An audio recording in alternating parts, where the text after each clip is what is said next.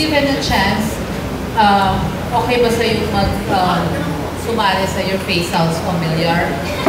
And kung bigyan ka ng chance, sino yung gusto mong gayahin?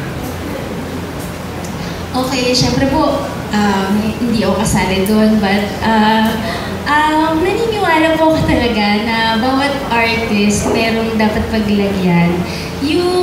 Your Face Sounds Familiar is probably not for me. But syempre, I'd be happy to do it if one day they would ask me to parang imitate somebody. Syempre, it's also challenging. Masaya yun eh, yung lalabas ka from out of your comfort zone, tapos gagawin mo yung never mo pang nagawa or gagayahin mo yung isang artist. But syempre, kung may chance, tingnan natin, why not? I don't wanna say no to it. Something na I know naman I can work on. So, sino ang kaya mong gayahin? Sino po kaya kong gayahin? Si Ate Caras.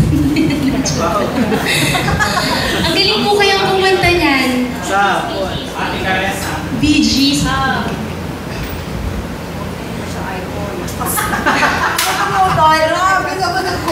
Kaya lang yung tumuto na, no? Wag na daw kasi hindi naman siya icon. Oh, hindi ko kasama dun eh. Pero excited ako dun sa Your Face Sounds Familiar. Next week na yun eh. Di ba ate?